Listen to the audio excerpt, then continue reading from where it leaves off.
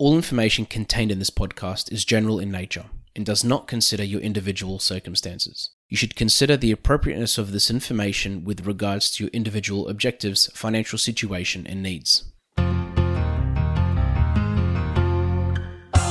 Welcome to Sharing More Than the Sheets, a podcast to help you and your partner make better financial and lifestyle decisions so that you can both focus on the things that you love.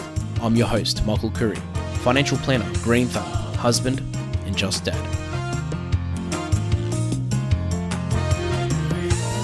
As an advisor, I help people work out how to manage their money better and also maybe what they want to do with their money. But money is only one part of the equation. Something that I come up against a lot is people that are trying to work out what they want in life, what they're trying to do, or maybe they're doing something, but it doesn't really get them too excited. So I thought the best thing to do is to invite Marwa Hijazi onto the podcast. Now, Marwa is a certified parent and mind and personal development coach. And this is literally her bread and butter. This is what she does best. Marwa, thank you so much for joining us. Hi, Michael. Thank you for having me. It's a pleasure. And I think when you were telling me exactly what you did the other day, and I was looking you up, I've seen some of your work on LinkedIn before. It has come across my feed.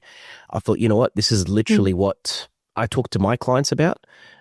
With you, it's different because you do this full time, and this is literally what you do. This is, in a way, your specialty. And would I be right in saying that a lot of people really don't know what they want to do in life? I mean, we assume that everyone around us has everything planned out and they know exactly where they want to go and what direction they want to head towards. But is it true that a lot more people than we realize are honestly lost in a way?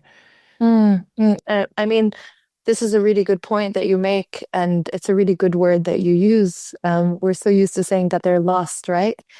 I mean, a lot of people, when they come to me, they are wanting to find out what makes them feel more excited. And they notice over time that this is dying out for them, or they haven't felt it for a long time. The value of their work, or their feeling passionate, or the fire in them. Yes. And would you say it's relating to, it's anyone can feel this way? Like literally, have you met people, for example, in high executive positions or people in particular jobs that they've spent, 10 years at uni to get to? Or those that haven't studied at all and they've probably just done a 6-week course and they've been working in something. Absolutely. Anybody can feel this way. I've had people who are CEOs of their own company. I've had psychologists who have been working towards their fields for so many years who come to me with these questions of, am I in the right place, or am I headed in the right direction? And why do you think this happens? Do you think maybe is it that they chose the wrong career to begin with? Or is it because maybe people change, life changes, and maybe they were in a particular career which was perfect for them at one stage and now it's not? I mean, I think it goes, I think there are 2 points to make here of why this happens. First of all, we live in a really fast-paced world. Everything has become so quick. We have technology at the click of our button. We have our dishwasher does our dishes. We have our washing machines. So basically what we're doing is we're using all of these fast-paced technologies to help us put more things in our days. So what's happened is our days are so full of fast-paced activities that it makes it even hard to look within us of where we're even at. This is one thing. The other thing is, something I was never told growing up is that, we're always changing, and it is okay to move into a different passion or to explore. And this is something we get a lot, right? I have my client at the moment, he's 45 years old, and he's like, I'm lost. But what if we were normalizing a little bit more? He's exploring. He spent 15 years in this career, and now he's exploring where he wants to go to next with the changes. Our looks change, our minds change. This is something that's permanent. We're changing. This is guaranteed. Yeah. And I'm just imagining that it's something as well that would happen over time where somebody may not realize that things are changing. It's like in a way, let's say you're on a boat heading in a direction, sort of drifting out, and you don't really pay too much attention as to which direction you're heading in. And then you look back a few hours later or a few days later, and like, well, I wasn't expecting to be in this spot, so Yeah. I'm assuming it is something that can happen over time, but people just don't see it happening as well. Yeah, yeah, absolutely. This is definitely something that does happen without people paying attention.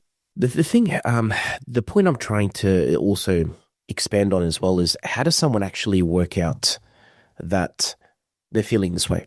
As an example, if somebody's feeling really down and they're not really enjoying what they do anymore, how would someone distinguish whether they are literally just heading in the wrong direction, and they're not in the job they want to be in, or they're not heading towards, even from a personal point of view, ignoring not just jobs, but just socially, personally, that they're not happy, or that it's actually not that at all, and it's something inside them as well that they need to work on?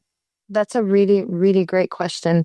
And I guess something to really keep in mind in the forefront here is the person that you're talking about running on a low battery? For example, one of my clients at the moment is a psychologist, and she's extremely passionate about helping people, but she's just so low on energy that when she wakes up in the morning, she's not excited for her job. But this doesn't mean that she is not passionate about what she does. But because she hasn't looked within herself, or maybe even looked after herself in this time, it's really, it's been a challenge for her to fill her passion. So this is really important to notice, to think about. The other part of it is, if you are running on a full battery and you're looking after yourself, you're feeling really energized in your days, but you go to work and you realize you've been miserable for a while. You don't want to go in the morning. You notice your energy is really drained, not in a good way. Then it's really, really, really thinking, okay, it's time for a change, which is, one of the scariest things for people sometimes. And how does somebody actually work out what they want in life then? So if someone is really genuinely, we can say lost, we can say confused, we can say just, that they just haven't worked out what they want to do. Maybe they're earning a good income, so money's not an issue. Let's say that they're in a good relationship, so let's assume it's not relationship related, and let's assume they're happy in their relationship. Let's assume they're healthy physically, mentally. What steps can someone, and I know this is probably the most broadest questions I can ask you, but where can someone start, and what questions can they ask themselves? And I mean, to me, I'll say it before you do, that the most important thing they can do is talk to someone like you that is an outsider's party, and they can provide an outsider's perspective, someone that can look at things from a different lens and ask the right questions. But apart from that, what can they do personally as well? Yeah, absolutely. So first I want to highlight something which is really important before I answer this question. I like using the word explore. I know we've used the word lost a lot in this since we started speaking, but the more we can normalize exploring when we do want to look within to find something that makes us passionate, the more we feel comfortable walking this path. I'll give you a really quick example. It's like a child who's been playing, I don't know, the xylophone for 4 years from the age of 4 to 8. And then at 8, he's like, Mom, I'm ready, to learn a different instrument. They're not going to say, oh, you're lost. You're leaving your old instrument. They're going to be like, oh, it's time to explore. If we can normalize exploring after 5 years of being in a role, it'll make it so much easier for us, because it's a scary thing. So if we can remove the fear of it and normalize it a little bit more, that at the age of 45 or 35 or after completing a degree, that we want to explore something different, imagine how many more people would step into it. Definitely. It's in a way, it's sort of like leaving your nest, and sometimes some people would be too scared to do that because they're too scared of failure, or maybe they've got too much on the line. Like if someone's the main breadwinner in a family and the whole family relies on their income, sometimes it can be hard to take that step. Yeah. But yeah, I guess it's like it's like investing. The higher the risk, the higher the return compared to just playing it safe. Yeah, exactly. And to go back to the question that you initially asked about, how do we get what we want? You're absolutely right. This is definitely a broad question. But if I was to narrow it down a little bit from, my work with my clients, an important thing to know is, how much time are you putting into figuring out what you want? When is the last time you actually gave yourself time to figure out what you want? Was it like a one-time, online search that you've done? we're so used to living by default that repeating our days has become such a normal thing. So really, if we want to figure out, what we want, it's really important that we give it time. It's like going to the gym. You wouldn't go for one session to build muscle. You're going to go for, let's say 3 months, you're going to be consistent. What are you consistently doing to make time to figure out what you want? And does that make sense? Yeah, it does. And what else who can they talk to as well? So there's obviously someone like yourself. There's, in my opinion, sometimes it could be even just talking to a partner, because sometimes our partners know us better than ourselves. And sometimes they can see things that maybe, we don't always listen to our partners. That's, I think that's common, because you sort of get used to someone, and as soon as you hear something from someone else, you're like, oh, this person said this. But it's, to me, that's a big one, or even those that you work with. Yeah. I mean, this is, believe it or not, this is one of the strategies that we put in place when I'm speaking with my clients. And sometimes it comes to a surprise. I'm like, so, which friend are you speaking to about this? Because at the beginning we pull out the support system, and it's very rare that they're like, oh, well, I could talk to my friend about this. Yes. Talking to our friends is becoming, less and less of a normal thing to do on a daily basis. So really speaking to somebody, and rather than leaving our thoughts, and really putting them out there to have these conversations. These podcasts have been brought to you by Better Financial Planning Australia. To book a free 15-minute phone chat, visit betterfinancialplanning.com.au. And also, what about some of the tests? There's tests out there. There's things. You don't need to name any particular tests, but am I right in saying that there are certain things that people can do, like personality profiling, for example, or even just open-ended questions just to work out? This is what I do, and this is probably what you do with people when you're trying to help them anyway. But just open-ended questions around why they're doing what they're doing. As an example, I'll ask someone, they'll tell me their goal is to buy an investment property, and they'll say, why? And they'll say, oh, because I want to have more money. I'm like, okay, well, why? They say, oh, because I don't want to have to stress about working. Okay, why? And I'll just ask several questions. I just keep saying why, but why, but why? And sometimes something like that can turn out that person has the goal one day to start up a charity helping animals, or helping sick children in third world countries, or helping people with their mental health, or so many different things. So, and to me, that's been really powerful. Is there anything that you've come across that's similar to that, or just similar questions that someone can just ask themselves, or someone can ask someone, just to try to really dig deep? I think that's probably where I'm coming at. Just to dig deep as much as possible. I've definitely looked up these tests once upon a time in my life.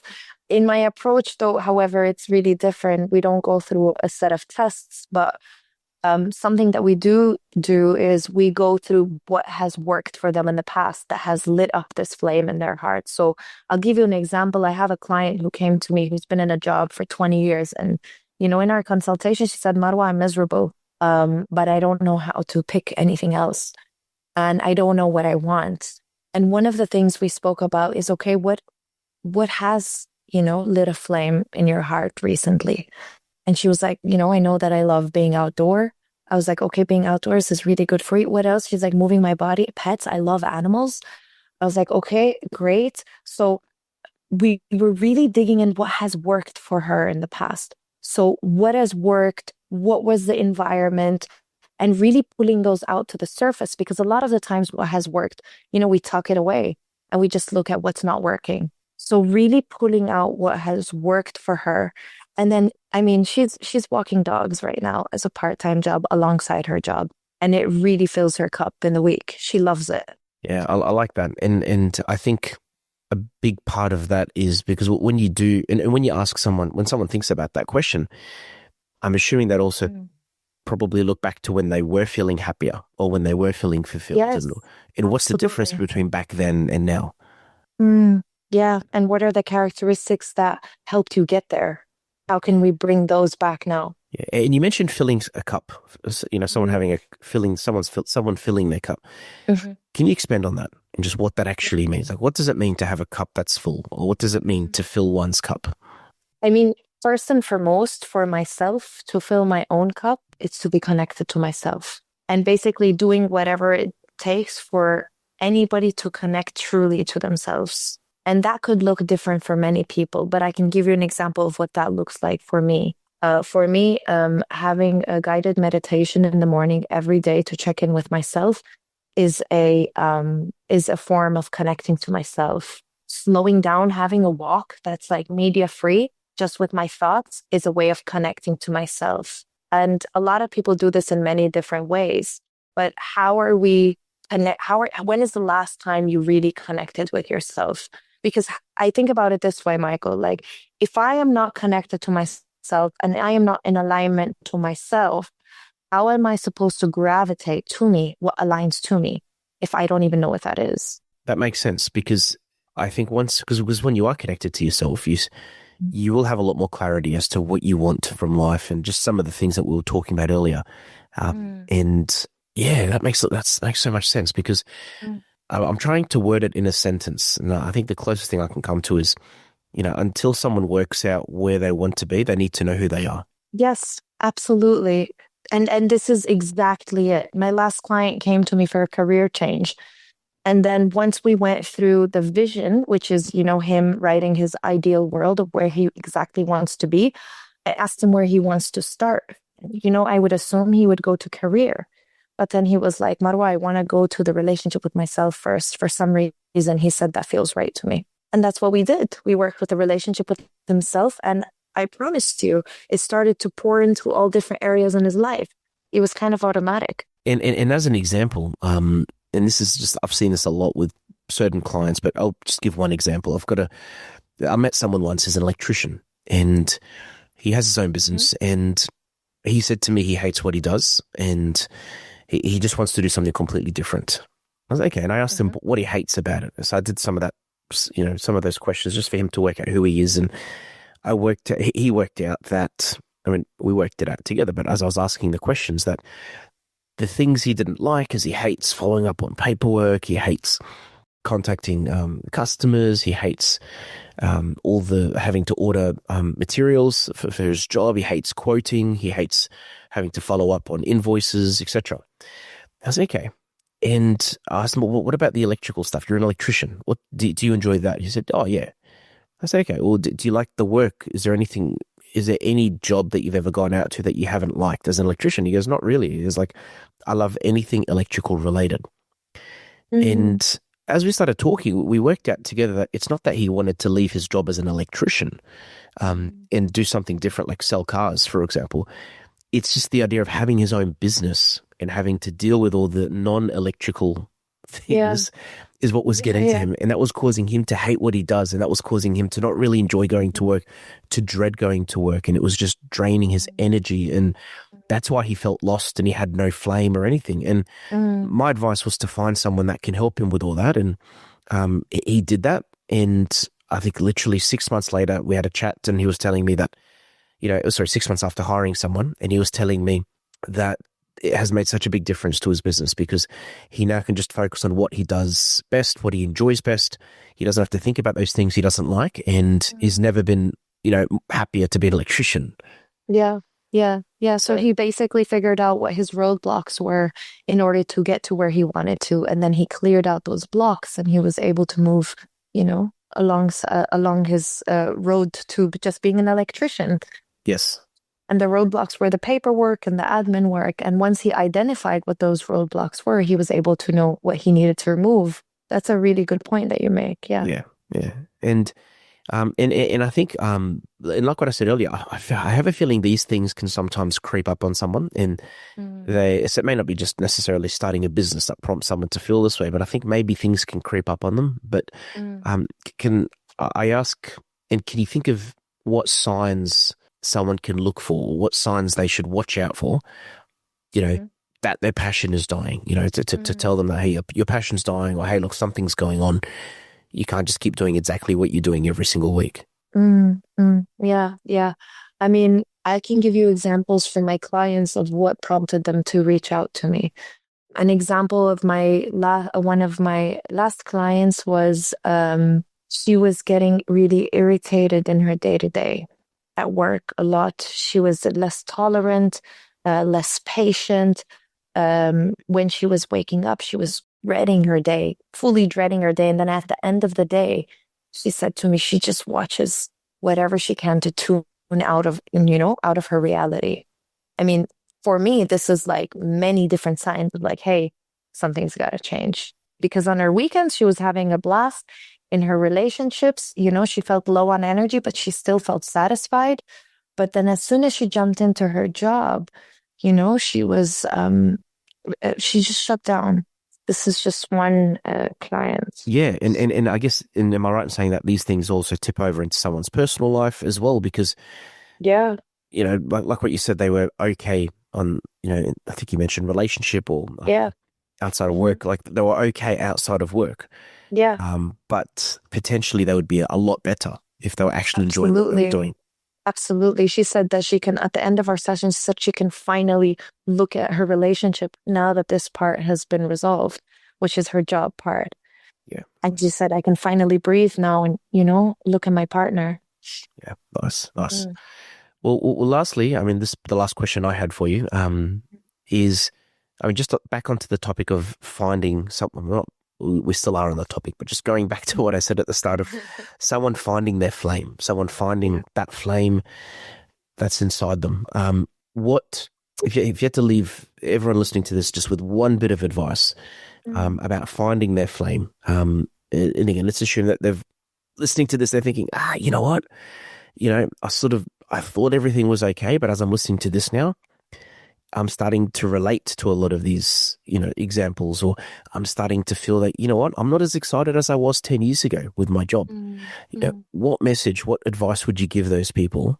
Just a last point for them to take home, a point for them to implement, something that they can just really, just let it sink in, something that they can do when it comes to finding their flame. Maybe it's a question that I would ask is, what kind of relationship have you had with yourself lately? Have you had a coworker relationship with yourself where you just say hello every day, you go through the tasks that you need to do, small talk, and then you move on to the next day? Have you been a coworker to yourself, or have you been a friend to yourself? Have you been checking in? Do you take time to be on your own with your thoughts? So just really leaving you with this question, what kind of relationship have you had with yourself lately? Have you been a coworker to yourself or a friend? I like that. I like that. And I think that's going to actually open up a lot of questions. And to be honest with you, it'll probably prompt a few people to contact you. And on that note, if anybody did want to contact you, what would you say is the best way for them to do that? Just hop onto my website. It's just coachingwithmarwa.com, and then go to bookings, and then that's where you'll find me. I'm also working at Karina Medical Center in Brisbane on Fridays. So if they want face-to-face, that's also another place they can find. Beautiful. And I'll also put your website in the description of this episode as well, so people can contact you absolutely through that if they wanted to. And as I said, for me, this is something I've been I talk about this a lot, but this is something I've been wanting to talk about on the podcast for a while. Just because, again, I always remind people that money is not everything. I always tell them that. It's a big point. I say it to my clients. I say it on this episode. Money's not everything. Yes, I'm an advisor, but it's there's a lot more things in life that are a lot more important, and a lot more things in life that make us happier. And whether it's a career, whether it's working on what somebody wants in their life, whether it's having their flame, it all makes such a big difference, Yeah, absolutely. I like to finish my episodes off all with a dad joke. So I've got a dad joke ready to go. That's fair. But what runs around a cricket field but never moves? I have to answer it, right? It's a pretty good one. Yeah, it's pretty hard to answer, but it's a fence. Go on. A fence. That's definitely a dad joke. Well, it's pretty good. It's a fence because it runs around the field. Anyway, great. I was trying to find a joke that relates to this, but no luck. Yeah. No luck. Yeah, I could see. Well, not that. But Thank you so much for your time again, Marwa. Thank you for having me, Michael. I hope a few people contact you, and I hope a lot of conversations come out of this podcast, and it has helped people, work towards that journey of finding their flame. Thank you, Michael.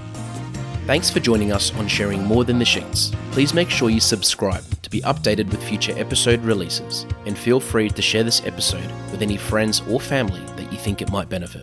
Please visit us at sharingmorethanthesheets.com.au to submit questions or requests for future podcast topics. These podcasts have been brought to you by Better Financial Planning Australia. To book a 15-minute phone chat, visit betterfinancialplanning.com.au.